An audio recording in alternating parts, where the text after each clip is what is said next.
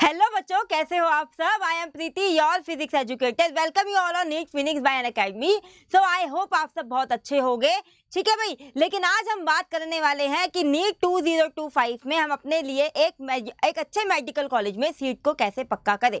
ठीक है, उसी के लिए बच्चे हम आज कुछ प्लानिंग करेंगे। मैं आपके लिए कुछ प्लानिंग लेकर आई हूँ, लेकिन मैं आपसे ये चाहूंगी आप कि जो कमी रह गई है 2024 में, जो आपने नहीं किया, जिस भी लैकिंग्स की वजह से आपका एडमिशन नहीं हो पाया, प्लीज आप उन अपनी कमियों को देखते हुए इस प्लानर में अपने हिसाब से चेंज करेंगे, लेकिन ज्यादा चेंज नहीं करेंगे। राइट, चलिए तो भाई हमारा टारगेट क्या है बच्चे। हमारा टारगेट है कि हम नीट 2025 में अपने लिए एक अच्छे मेडिकल गवर्नमेंट कॉलेज में सीट को कैसे पक्का करें। लेकिन इसको शुरू करने से पहले मैं आपसे कुछ जानना चाहती हूँ। देखो यहाँ पे ना बच्चे 3 कैटेगरीज आपकी निकल कर आ गई। 3 कैटेगरीज कौन सी? एक वो बच्चे हो गए जिन्होंने अभी अभी 12th पास किया है, जिन्होंने बच्चा एक बार भी नीट का एग्जाम नहीं दिया। ठीक है, वो अब 2025 में अपीयर होंगे, ये उनके लिए भी है। वो बच्चे जिनके मार्क्स कितने आए थे बच्चे, जिनके मार्क्स बच्चे बिलो 600 आए थे, और एक वो बच्चे हो गए जिनके मार्क्स अबव 600 आए थे। ठीक है, यहाँ जो ये 2 कैटेगरी के बच्चे हैं ना, जिनके मार्क्स 600 से कम आए थे, लेट्स सपोज 500 आए होंगे, 520 आए होंगे, या फिर जिनके मार्क्स 600 से ऊपर आए हैं, इन दोनों में बहुत फर्क है। अब मेरी बात को ध्यान से सुनना। ठीक है, एक समझदार बच्चा, अब आपको एक फ्रेश तैयारी करनी है, लेकिन एक समझदार बच्चा सबसे पहले ये देखता है, चाहे उसने अभी अपना कभी इससे पहले नीट का एग्जाम दिया या नहीं दिया, मैटर नहीं करता। ठीक है, चाहे उसका सिलेक्शन हुआ या नहीं हुआ, या फिर किसी कमियों की वजह से जो रह गया। ठीक है, वो सबसे पहले ये देखेगा कि 2024 में बच्चे उसने क्या सीखा। सबसे पहले वो प्रीवियस ईयर का पेपर उठाएगा। ठीक है, कि भाई मैं पहले ये देखूं, जिसने एग्जाम दे दिया है या जिसने नहीं भी दिया है, वो ये एनालाइज करेगा कि भाई मैं इस बार बैठूंगा तो मैं ये देखूं प्रीवियस ईयर के उसका पैटर्न क्या था, क्वेश्चन पेपर में क्वेश्चंस के आने का पैटर्न क्या था। ठीक है, लेकिन मैं फिलहाल बात कर रही हूँ उन बच्चों के बारे में जिनका बिलो कितना था, जिनका बच्चे बिलो 600 था। ठीक है, वो मेरे बच्चे ध्यान से बात सुनेंगे। उन बच्चों को क्या करना है, उन बच्चों को प्रॉपर ऑनलाइन जहां से भी बच्चे वो कोचिंग कर रहे हैं, चाहे मेरे थ्रू चाहे किसी के भी थ्रू, ठीक है, वो सारे लेक्चर्स बहुत जल्दी आपको वो लेक्चर्स पूरे अपने लेने हैं। ठीक है, आपके नोट्स में जो कमियां थी, आपको बच्चे वो नोट्स दोबारा बनाने हैं। ठीक है, आपको लेक्चर लेने हैं दोबारा से, बहुत जल्दी आपको रुक के लेक्चर नहीं लेना है। ठीक है, आपको बच्चे, अगर आपको लग रहा है कि आपके नोट्स सफिशिएंट हैं तो बहुत अच्छी बात है। ठीक है, लेकिन अगर लेक्चर लेते हुए आपको ऐसा लग रहा है कि नहीं यार मेरे नोट्स में यहाँ कुछ कमियां हैं, तो उनको उन नोट्स के अंदर ऐड ऑन करते चलना अपनी चीज़ों को। ठीक है, आपने लेक्चर लिए, आपने नोट्स लिए, ठीक है बच्चे, लेकिन उसके बाद आपको बच्चे क्या करना है, उसके बाद बच्चे आपको करना है MCQs को प्रैक्टिस। यस, नीट आपसे क्या मांग रहा है, इस बात को आपको समझना होगा। ठीक है, नीट आपसे बच्चे वो एक स्किल मांग रहा है। कोई भी कॉम्पिटिटिव एग्जाम, मैं हमेशा ये बोलती हूँ कि कोई भी कॉम्पिटिटिव एग्जाम बच्चा वो आपसे स्पीड मांगता है, कि आपको ये पता होना चाहिए पेपर में बैठने के बाद कि 1 मिनट के अंदर मेरे को पूरा क्वेश्चन रीड करना है, और पूरा क्वेश्चन रीड नहीं, बिल्कुल सही रीड करना है। मेरे को दोबारा क्वेश्चन रीड करने का मौका नहीं मिलेगा, क्योंकि मेरे पास टाइम ही 1 मिनट का है। उस क्वेश्चन को रीड करके बच्चे आपको उसका आंसर भी निकालना है, और सही आंसर निकालना है। ठीक है, देन बच्चे उसको आपने OMR शीट में भी फिल करना है। तो एक क्वेश्चन को सॉल्व करने के लिए 3 प्रोसेस से आप निकलते हो, तो आपके पास स्पीड बहुत अच्छी होनी चाहिए। और बच्चे आपके पास किसी भी एग्जाम में स्पीड जो आती है, वो बच्चे आपकी प्रैक्टिस से आती है। ठीक है, अच्छा, वो बच्चे जिनके मार्क्स बेटा अबव 600 थे, उन बच्चों को किसी भी तरीके का लेक्चर लेने की कोई ज़रूरत नहीं है। उन बच्चों को क्या करना है, अपने सारे नोट्स को उठा करके अच्छे से रिवाइज करना है। जो भी आपने एनसीईआरटी में नहीं किया है, एनसीईआरटी को स्पेशली इन बायोलॉजी आपको एक एक लाइन रीड करनी है। उन लाइन को रीड करते वक्त बच्चे खुद से क्वेश्चन पूछना है कि इस लाइन से किस किस तरीके के क्वेश्चन बन सकते हैं, आपको ये करना है। ऑल्दो केमिस्ट्री एंड फिजिक्स में इतना आपका एनसीईआरटी पोर्शन नहीं होता है, लेकिन वहां पे बच्चे आप क्वेश्चंस को प्रैक्टिस करोगे। एंड बायोलॉजी के क्वेश्चंस के साथ साथ बच्चे आपको NCERT line by line thoroughly बेटा बहुत अच्छे से रीड करनी है। यहाँ पर आपके तीनों सब्जेक्ट इक्वली इंपॉर्टेंट है। ये मत समझना कि कोई लीस्ट है और कोई मोर, ऐसा कुछ भी नहीं है। तीनों ही आपको एडमिशन करवाने वाले हैं, तीनों मिलके। इवन फिजिक्स तो आपकी पेपर के अंदर रैंक डिसाइड करेगी। लेकिन अब उस बच्चे पे आ जाते हैं जो बच्चा जिसने अभी अभी 12th पास करी है।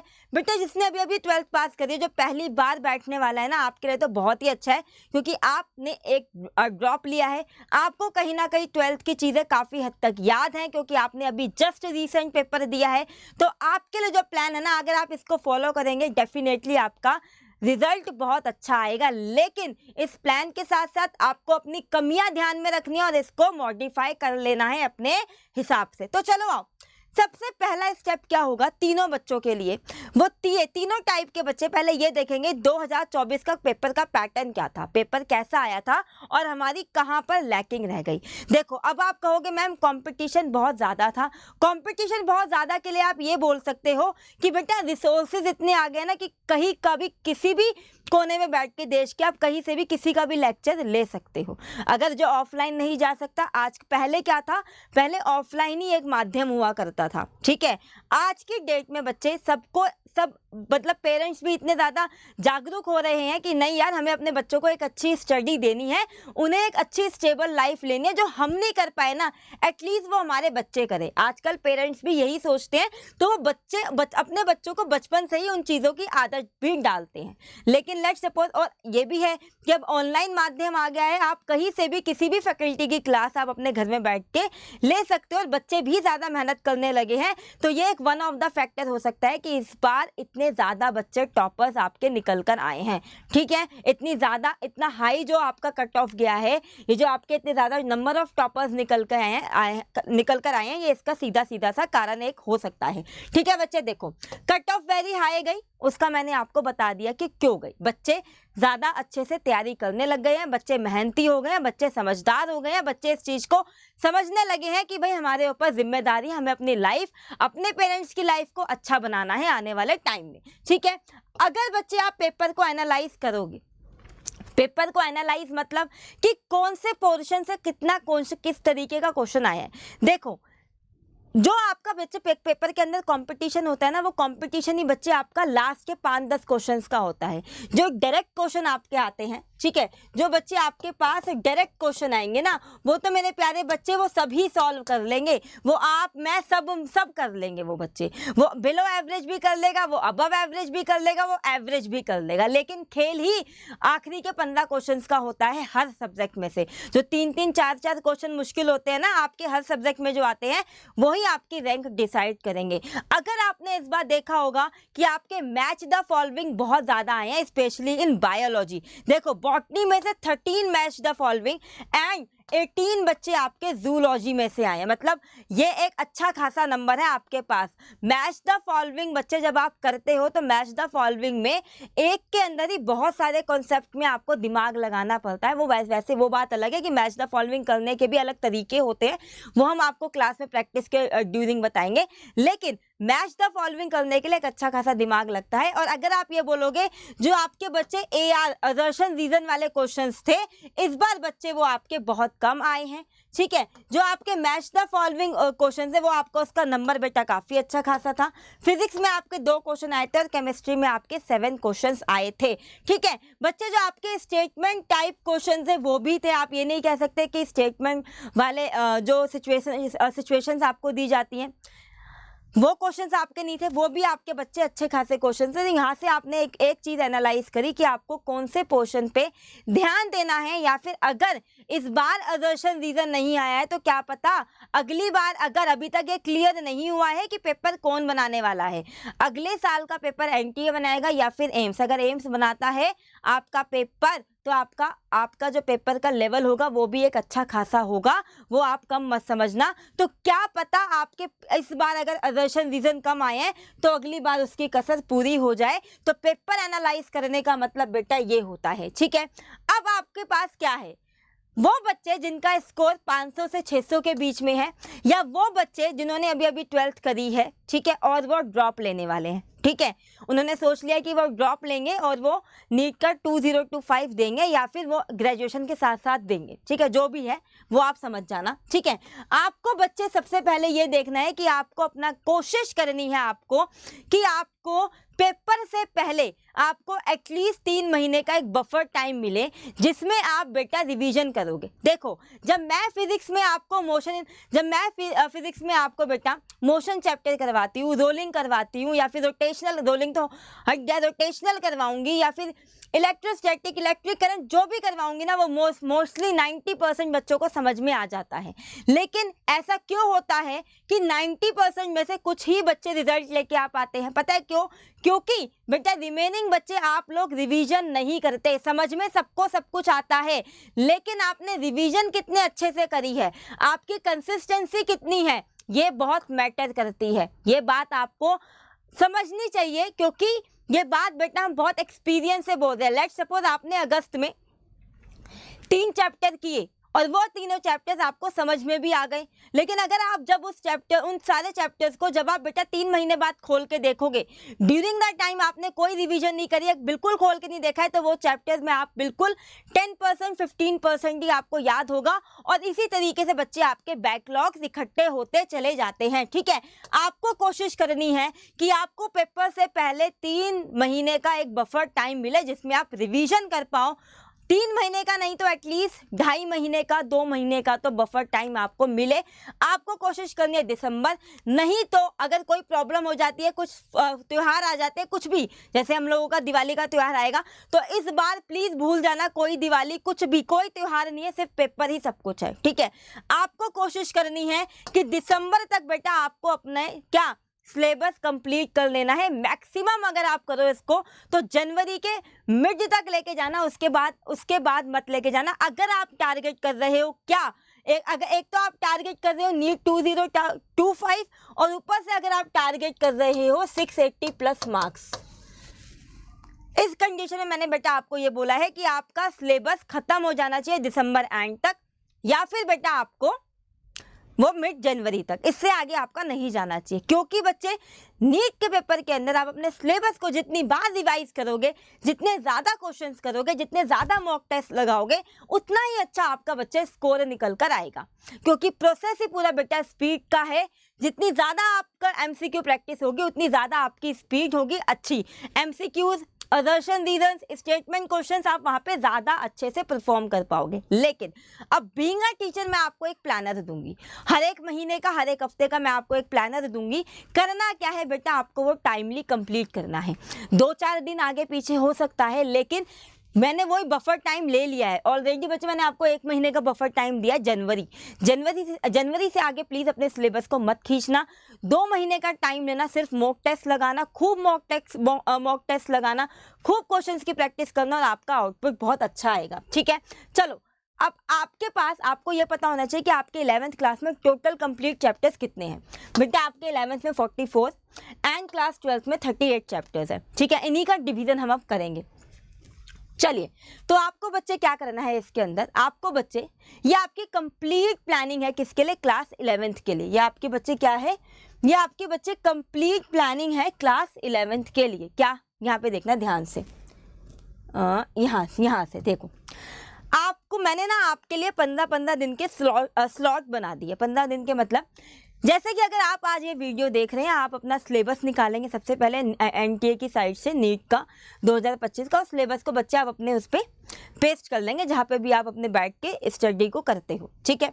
15 दिन के इसमें बेटा ड्यूरेशन में क्या है, आपको फिजिक्स के, ध्यान दीजिएगा, ठीक है, आपको फिजिक्स के बच्चे ये सारे चैप्टर्स खत्म करने हैं। UND हो गया, 1D हो गया, मोशन इन अ प्लेन हो गया, या फिर लॉज ऑफ मोशन हो गए, आपको ये बेटा पहले 15 दिनों में ख़त्म करने हैं। सिर्फ फिजिक्स ही ख़त्म नहीं करनी है, केमिस्ट्री के सारे चैप्टर एंड बायोलॉजी के। अब आप ये नहीं बोलेंगे कि मैम इतने सारे चैप्टर्स 15 दिन में कैसे ख़त्म होंगे, लेकिन आपका टारगेट भी ये देखो कि 1 ही साल का है, ठीक है ना। अगर आपको नीट में 5 वर्षीय योजना रखनी है या 3 वर्षीय योजना रखनी है, वो आपका कॉल है। लेकिन अगर आप मेरे पास आते हो और मुझसे बोलते हो कि मैम मेरे को 1 ही साल में नीट का पेपर देना है, और वो बच्चे जो ऑलरेडी प्रैक्टिस करके बैठे हुए हैं वो तो कुछ बोले ही ना, लेकिन अगर वो बच्चा है जो ड्रॉपर है, अगर वो मुझसे ये कह रहा है कि मेरे को नेक्स्ट ईयर सिलेक्शन चाहिए, तो आपको 1 साल सब कुछ भूलना होगा। ये एक बिटर ट्रुथ है, लेकिन यही है, ठीक है। ये सारे चैप्टर्स बच्चे आपको 15 दिन में कंप्लीट करने हैं। कोशिश करना है कि क्वेश्चन इसके साथ साथ लगाते चलो, ठीक है। यस, बहुत जल्दी आपको करनी है चीज़ें, ठीक है, क्योंकि ड्रॉपर बच्चे के लिए भी कुछ नया नहीं है। जो ऑलरेडी नीट के पेपर में बैठ चुके हैं, जो नंबर लेके आ रहे हैं 600-500, उसके लिए भी कुछ नया नहीं है, ठीक है। फिर आपका बच्चे ये जो आपका था, ये आपका चलेगा 8 से 22 अगस्त तक, ठीक है। फिर आपका बच्चे 22 अगस्त से लेके 6 सितंबर तक आपके ये फिर 3 फिजिक्स, ये आपको रोटेशनल में टाइम लगेगा, लेकिन WEP में और ग्रेविटेशन में इतना टाइम आपको नहीं लगता है, ठीक है। ये आपके बच्चे हो गए किसके, बायोलॉजी के, और ये हो गए आपके केमिस्ट्री के। ये सारे चैप्टर्स बच्चे आपको अगले 22 से लेके 6 तारीख तक में आपको ये सारे चैप्टर्स कंप्लीट कर लेने हैं विद क्वेश्चंस, ठीक है। फिर बच्चे अगर आप चलोगे 7 सितंबर से लेके 21 सितंबर तक, ठीक है, ये आपके फिजिक्स के chapter mechanical properties and solid and fluids, thermal हो गया एंड थर्मो हो गया, equilibrium, redox reaction and biology के बच्चे आपके सारे चैप्टर्स। देन ये बच्चे आपको अगले 15 डेज के स्लॉट में करना है, ठीक है। देन अगर आप यहाँ पे देखोगे, ये आखिरी आपका बचा है 11th का, ठीक है, काइनेटिक हो गया, ऑसिलेशन एंड वेव्स हो गया, और ये केमिस्ट्री के बच्चे आपके चैप्टर्स हो गए। ये आपको पूरा जो आपको मैप है, या आपको जो भी प्लानिंग है, ये आपको मैं अपलोड करवा दूंगी हमारे नीट के Phoenix by Unacademy Telegram channel पे, तो वहाँ से ये डाउनलोड आप कर लेना, ठीक है। ये बच्चे फिर आपके 15 डेज हो गए 22 सितंबर से लेके 6 अक्टूबर तक, ठीक है बच्चे। ये बच्चे आपको यहाँ से देन आपको ये लेके जाना है, इसको आप आगे लेके जाएंगे, और आप देखेंगे अक्टूबर तक आपके क्लास 11th के सारे चैप्टर्स बच्चे आपके कंप्लीट हो चुके होंगे, ठीक है। देन बच्चे आप इसको अगर आगे देखते हैं, कंप्लीट प्लानिंग देखते हैं, जब 12th के भी बच्चे मैंने 10 अक्टूबर से लेके आपके 25 अक्टूबर तक, देन मैंने आपके फर्दर बाइफर्केशन किया है आपके चैप्टर्स में, electric charges, electrostatic potential and capacitance, then आगे आपका करंट इलेक्ट्रिसिटी। आई नो कि लंबे चैप्टर है, लेकिन इजी है, मुश्किल कुछ भी नहीं है, ठीक है, और आपको पहले से सारी चीज़ें पता हैं। मैं ये उन्हीं बच्चों के लिए जिन्हें पहले से सारी चीज़ें पता हैं, ठीक है। डोंट बी स्मार्ट कि मैम ने इतने सारे चैप्टर्स दे दिए, नहीं हो पाएंगे। ये आपको बच्चे सारे चैप्टर्स का आपको सारा इसका प्लान मिल जाएगा। अगर आप यहाँ पे देखेंगे, अगर आप बच्चे आगे देखते हैं, ठीक है, ये 11 दिसंबर तक बच्चे आपका ये पूरा 12th कंप्लीट हो रहा है।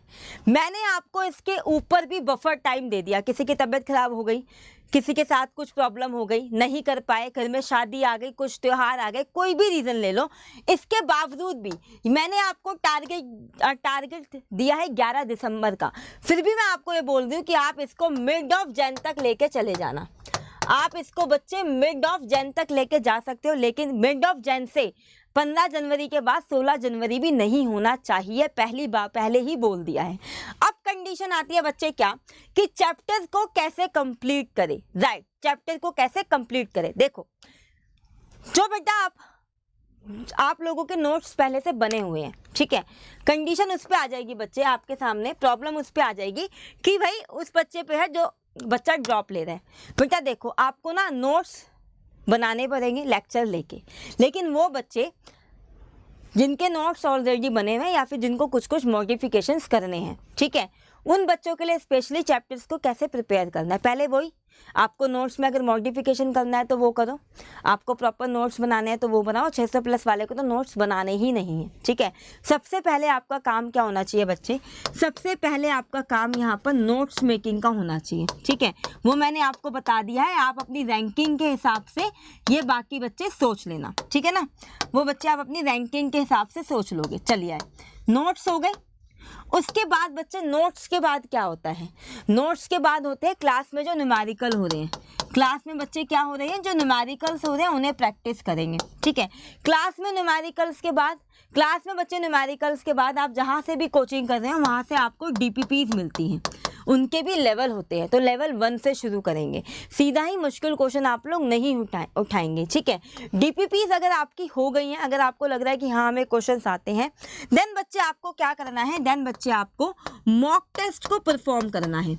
यस, जो आपका 15 जनवरी तक का टाइम है, 15 जनवरी के बाद से आपको सिर्फ मॉक टेस्ट करने हैं और क्वेश्चंस करने हैं। मेरी एक बात हमेशा ध्यान में रखना बच्चे, आपका नीट का एग्जाम, आपके पास 3 सब्जेक्ट्स हैं, चाहे वो बायोलॉजी हो, चाहे वो केम हो, चाहे वो फिजिक्स हो, तीनों ही आपसे बच्चे क्या मांग रहे हैं, तीनों ही बच्चे आपसे क्वेश्चंस की प्रैक्टिस मांग रहे हैं, ठीक है। तीनों ही बच्चे आपसे क्वेश्चंस की प्रैक्टिस मांग रहे हैं। बच्चे क्या करते हैं, बच्चे जनरली नोट्स बनाने में इतना लीन हो जाते हैं, कोई नहीं पूछेगा बेटा आपने थर्मोडायनेमिक्स की हेडिंग कौन से कलर से लिखी थी, ठीक है, आपने उस पेज पे कितने कलर के पेन यूज करे थे, ये कोई नहीं पूछने वाला।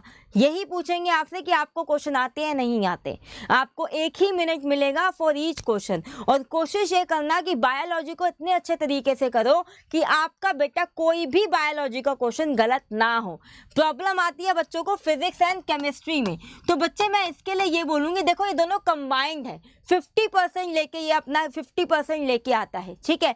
बहुत 3-4 चैप्टर्स ऐसे हैं जो फिजिक्स एंड केमिस्ट्री में कॉमन है, उनको बहुत अच्छे से स्ट्रॉन्ग करो। और कोई एक सब्जेक्ट बेटा ऐसा बना लो कि उसमें से कोई एक भी क्वेश्चन आपका गलत ना हो, ठीक है। फिजिक्स में 2-4 गलत होंगे, या फिर केमिस्ट्री, आपको फिजिक्स अच्छी लगती है, केमिस्ट्री नहीं अच्छी लगती, केमिस्ट्री में 2-4 गलत होंगे, लेकिन आपको किसी एक पे तो बहुत अच्छा काम करना ही होगा। आप ये नहीं बोल सकते ना तो मुझसे केमिस्ट्री होती ना मुझसे फिजिक्स होती, तो अच्छा ये होगा कि नीट को ड्रॉप करो और कुछ और प्लान करो अपने लिए, ठीक है बच्चे। चलो, क्वेश्चन प्रैक्टिस आपको बहुत ज़्यादा करने हैं, मिड ऑफ जैन तक आपको अपना सिलेबस पूरा कंप्लीट करना है। ये था आपके लिए रोड मैप कंप्लीट सारे सब्जेक्ट्स का। आई होप कि आपको वीडियो अच्छी लगी होगी, तो thank you so much, bye bye, take care. अगर आपको बच्चे ये PDF चाहिए तो आप बच्चे नीट फिनिक्स बाय अनअकैडमी, ये जो टेलीग्राम चैनल है, इसको ज्वाइन कर लेना। आपके क्लास के यहाँ पे लिंक में, डिस्क्रिप्शन में आपके पास इसका लिंक दिया होगा। तो thank you so much, bye bye, take care, अच्छे से तैयारी करो। Till then eat healthy, stay healthy, bye bye.